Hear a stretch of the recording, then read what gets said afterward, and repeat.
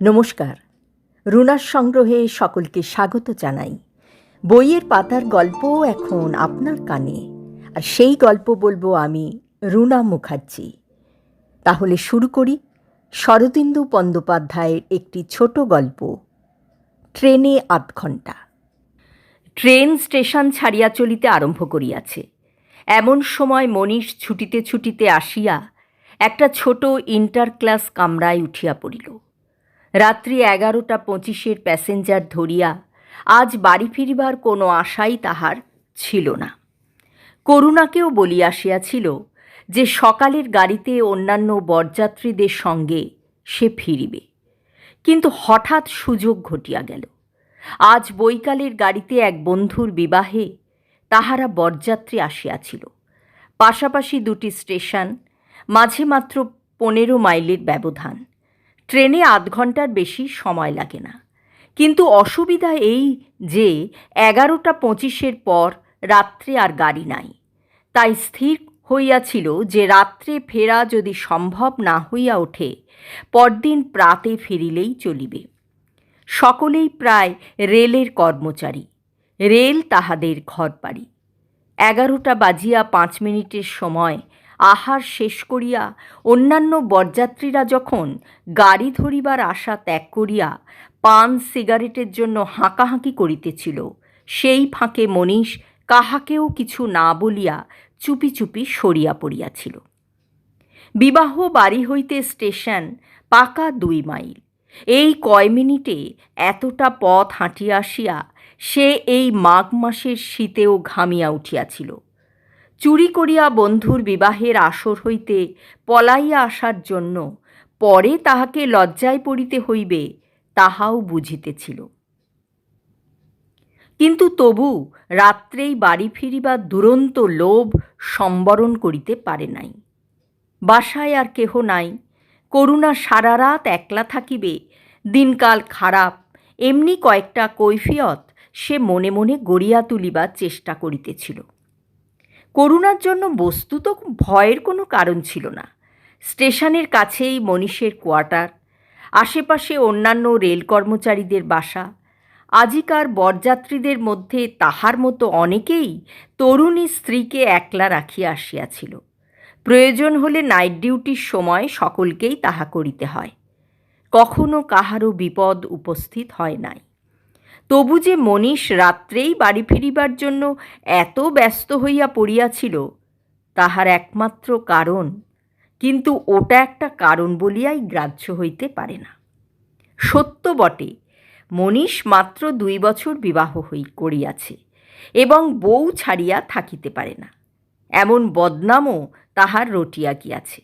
কিন্তু কৈফিয়ত হিসেবে ও কথা উত্থাপন করা অতীব লজ্জাকর। সে যাই হোক, 12টার মধ্যে সে বাড়ি পৌঁছিয়া যাইবে। 8 ঘণ্টার পথ। হয়তো করুণা লেপের মধ্যে ঢুকিয়া পরম আরামে ও গরমে ঘুমাইয়া পড়িয়াছে। হয়তো কেন, নিশ্চয়ই ঘুমাইয়া পড়িয়াছে। করুণা মোটে রাত জাগিতে পারে না। মনীষকে হঠাৎ দেখিয়া তাহার ঘুমন্ত চোখে বিস্ময় ও আনন্দ ফুটিয়া উঠিবে। মনীষ পরিপূর্ণ তৃপ্তির একটা নিঃশ্বাস ফেলিয়া বেঞ্চির ওপর বসিয়া পড়িল। ট্রেন তখন সবেগে চলিতে আরম্ভ করিয়াছে। কামরার মধ্যে 2টি লোক।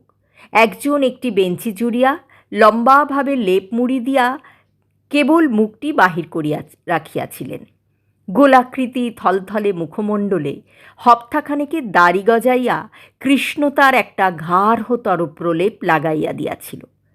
তিনি শুইয়া শুইয়া অনিমেষ চক্ষে মনীষকে নিরীক্ষণ করিতেছিলেন। অপর ব্যক্তিকে অপেক্ষাকৃত অল্পবয়স্ক বলিয়া বোধ হয়। সেও একটি বিলাতি কম্বল গায়ে দিয়া অন্য ধারের বেঞ্চির কোণে ঠেসান দিয়া বসিয়াছিল এবং পরম কৌতূহলের সহিত মনীষকে পর্যবেক্ষণ করিতেছিল। তাহার চেহারা রোগা, হাড় বাহির করা, গাল বসিয়া গিয়া চোহালের অস্থি অস্বাভাবিক রকমের উঁচু হইয়া উঠিয়াছে। 2 চোখের কোলে গভীর কালির আঁচড়। এই 2 যাত্রীর মধ্যে একটা বেশ রসালো গল্প জমিয়া উঠিয়াছিল। মনীষের আগমনে তাহা অর্ধপথে থামিয়া গিয়াছে। মনীষ বসিলে রোগা লোকটি জিজ্ঞাসা করিল, কদ্দূর যাওয়া হবে? মনীষ বলিল, আমি পরের স্টেশনেই নেমে যাব। এক জাতীয় লোক আছে রেলে উঠিয়াই অন্য যাত্রীদের পরিচয় গ্রহণ করিবার অদম্য আগ্রহ তাহাদের চাপিয়া ধরে। রোগা লোকটি সেই শ্রেণীর। মনীষের রূপালী বোতাম লাগানো কালো রঙের ওভারকোট দেখিয়া জিজ্ঞাসা করিল, আপনি রেলেই কাজ করেন? হ্যাঁ, আমি স্টেশনের পার্সেল ক্লার্ক। লোকটি তখন হাসিয়া বলিল, বেশ বেশ, আসুন, এই কম্বলের ওপরেই বসুন। আমি অনেক রকম লোকের সঙ্গে মিশেছি, কিন্তু রেলের বাবুদের মতো এমন মাইডিয়ার লোক খুব কম দেখা যায়।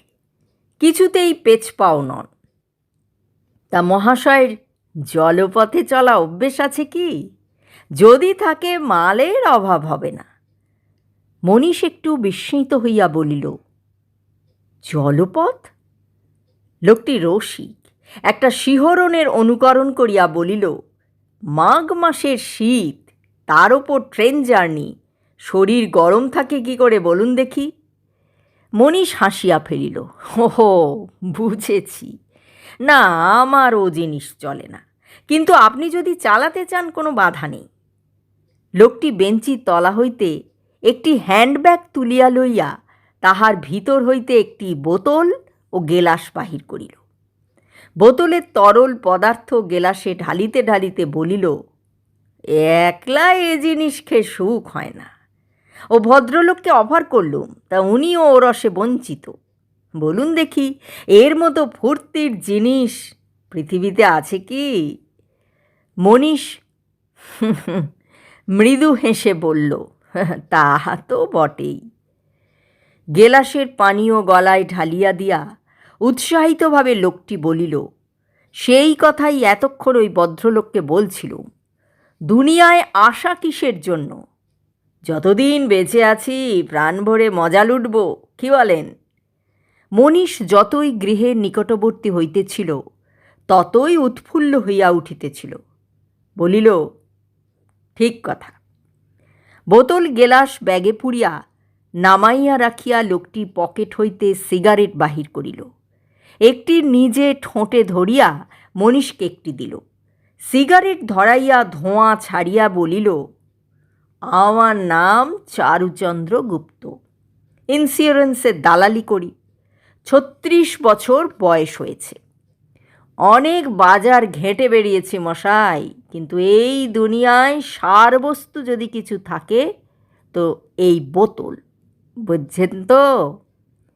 মনীষ সিগারেট টানিতে টানিতে বলল, চারুচন্দ্র গুপ্ত বলিল, এতে লজ্জাই বা কি? পুরুষ হয়ে জন্মেছি কি জন্যে? মজা লুটব বলে। কিন্তু মশাই, একটি বিষয় আপনাদের সাবধান করে দিন, যদি ফুর্তি করতে চান বিয়ে করবেন না, খবরদার, ওটি করবেন না। ওপাতে হেঁটেছেন কি সব ভেস্তে গেছে। মনীষ কোনো কথা বলিল না। চারু আবার আরম্ভ করিল, এই আমাকেই দেখুন না, 15 বছর বয়স থেকে ফুর্তি করতে আরম্ভ করেছি। কখনো ঠকেছি কি? নিজে রোজগার করি, নিজের ফুর্তিতে ওড়াই, কারুর তোয়াক্কা রাখি না। কেমন মজায় আছি বলুন তো? কিন্তু বিয়ে করলে কি এটা হতো? একদিনে 17টা ছানা গজিয়ে যেত, প্যান প্যান, ঘ্যান ঘ্যান, ডাক্তার আর খড়। একবার ভেবে দেখুন দেখি। মনীষ এবারও চুপ করিয়া রহিল। লেপের মধ্যে শয়ান লোকটির মুখ দেখিয়া মনে হইতে লাগিল, অবিবাহিত জীবনের অপ্রাপ্য সুখৈশ্বর্যের কথা স্মরণ করিয়া এখনই তাহার মুখ দিয়া নাল গড়াইয়া পড়িবে। তিনি কোনো মতে আত্মসম্বরণ করিয়া বলিলেন, যে গল্পটা হচ্ছিল সেটাই হোক না। চারু মনীষকে বলিল, ওকে আমার জীবনের ইতিহাস শোনাচ্ছিল। ইতিহাস তো নয়, মহাভারত। 15 বছর বয়স থেকে আজ পর্যন্ত কত কাণ্ডই যে করলুম, শুনলে বুঝবেন। গলা খাটো করিয়া জিজ্ঞাসা করিল, কখনো ইলোপ করেছেন? মনীষ সভয়ে বলে উঠল, না না না, ওসব নয়। লেপ ঢাকা ভদ্রলোকটি স্মরণ করাইয়া দিলেন, ওটা হয়ে গেছে। শালকের গল্পটা বলছিলেন। চারু বলল, হ্যাঁ, শালকের গল্পটা। কিন্তু ওতে নতুনত্ব কিছু নেই মশাই, অমন 10টা আমার জীবনে হয়ে গেছে। মনীষ ক্ষীণ স্বরে জিজ্ঞাসা করিল, শালকের গল্প? চারু বলল, হ্যাঁ, তখন আমি শালকে থাকি, বছর 3 আগেকার কথা। ঠিক পাশের বাড়িতেই, বুঝলেন কি না, একটা 16 বছরের তরুণী, খাসা দেখতে মশাই, রং ফেটে পড়ছে, ঠিক বাঁ চোখের নিচে একটা তিল, আর গড়ন সে কথা নাই বা বললাম, এক কথায় যাকে বলে রমণী। বলুন দেখি, লোভ সামলানো যায়? আর তখনও বিয়ে হয়নি, তবে হব হব করছিল। আমি দেখলুম বিয়ে হলেই তো পাখি উড়বে, অতএব তার আগেই বুঝলেন কি না, মতলব ঠিক করে জানলা দিয়ে চিঠি ফেলতে আরম্ভ করলুম। চিঠি যথাস্থানে গিয়ে পৌঁছচ্ছে, কিন্তু জবাব নেই।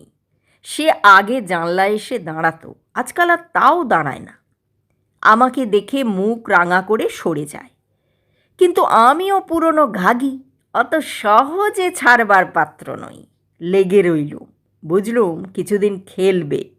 তারপর দিন 15 পরে হঠাৎ একদিন জানলা দিয়ে মুখ বাড়িয়ে খুব গরম হয়ে বললে, আপনি আমাকে যদি চিঠি দেন, বাবাকে বলে দেব। চারু কিছুক্ষণ মনে মনে হাসিয়া বলিল, বাবাকে বলে দেব কথাটা সব মেয়েরই বাঁধিগত, বুঝেছেন? ন্যাকামি, আসলে পেটে খিদে, মুখে লাজ। আমি আরও প্রেম সে চিঠি চালাতে লাগলুম, কিন্তু 1 সপ্তাহ কেটে গেল, তবু সে কোনো সারা শব্দ দিলেন না। অবশ্যই বাপকেও বললেন না, সে কথা বলাই বাহুল্য। বাড়ির ঝিটাকে আগে থাকতেই টাকা খাইয়া হাত করেছিল। ঠিক করলুম এবার আর চিঠি নয়, অন্য চাল চালতে হবে। খবর পেলুম রোজ সন্ধ্যের পর ছুঁড়ি খিড়কির বাগানে যায়। একদিন শর্মাও পাঁচিল ডিঙিয়ে সেখানে গিয়া হাজির। আচমকা আমাকে দেখে তো আঁতকে উঠল, পালাবার চেষ্টা করল। আমি পথ আগলে দাঁড়ালুম, থিয়েটারি কায়দায় বললুম, বুক ফেটে যাচ্ছে তোমার জন্যে। সে চেঁচামেচি করে লোক ডাকবার চেষ্টা করল। আমি তখন নিজ মূর্তি ধারণ করলুম, বললুম, চেঁচামেচি করে কোনো ফল হবে না, আমি বড়জোর 2 ঘা মার খাবো, কিন্তু তোমার ইহকাল পরকালের দফা রফা, সেটা ভেবে চেঁচিয়ে লোক জড়ো করো। মেয়েটা চেঁচালো না বটে, কিন্তু তবু বাগ মানতে চায় না। তখন আমি ব্রহ্মাস্ত্র ঝাড়লুম, বললুম, আমার 2 জন মুসলমান বন্ধু পাঁচিলের ওপারে দাঁড়িয়ে আছে, চেঁচামেচি গোলমাল করেছ কি তারা এসে মুখে কাপড় বেঁধে, বুঝলে? কিন্তু যদি ভালো কথায় রাজি হও, তাহলে আর কেউ জানবে না, শুধু তুমি আর আমি। চারু আবার ব্যাগটা বাহির করিল, বোতল হইতে গেলাসে মদ ঢালিতে প্রবৃত্ত হইল। লেপ ঢাকা ভদ্রলোকটির চোখ হইতে লুব্ধতা ঝরিয়া পড়িতেছিল। তিনি প্রশ্ন করিলেন, তারপর তারপর? গেলাস গলায় উপুর করিয়া ঢালিয়া দিয়া চারু একটু মুখ বিকৃত করিল। তারপর হাসি হাসি মুখে বলিল, তারপর আর কি, হে হে হে, রাজি হয়ে গেল। মনীষের হাতের সিগারেট অর্ধদগ্ধ অবস্থায় নিবিয়া গিয়াছিল। সমস্ত শরীর শক্ত করিয়া সে এই কাহিনী শুনিতেছিল। এখন হঠাৎ সিগারেটের দিকে দৃষ্টি পড়িতেই সে সেটা ছুঁড়িয়া ফেলিয়া দিল। চারু বলিল, কিন্তু হলে কি হবে মশাই, মেয়েটা পোষ মানলে না, তারপর থেকে খিড়কির বাগানে আসাই ছেড়ে দিলে। ওদিকে বিয়ের সম্বন্ধও ঠিক হয়ে গিয়েছিল। আমারও শালকের কাজ প্রায় শেষ হয়ে এসেছিল। ব্যাগটা আবার বেঞ্চের নিচে রাখিয়া দিল। দিন কয়েক পরে আমিও শালকে ছেড়ে দিলুম। তার বিয়েটা আর দেখা হলো না বলিয়া দাঁত বাহির করিয়া হ্যাঁ হ্যাঁ হ্যাঁ হ্যাঁ হাসিতে লাগিল। ট্রেনের বেগ ডিস্ট্যান্স সিগন্যালের কাছে আসিয়া মন্দীভূত হইল।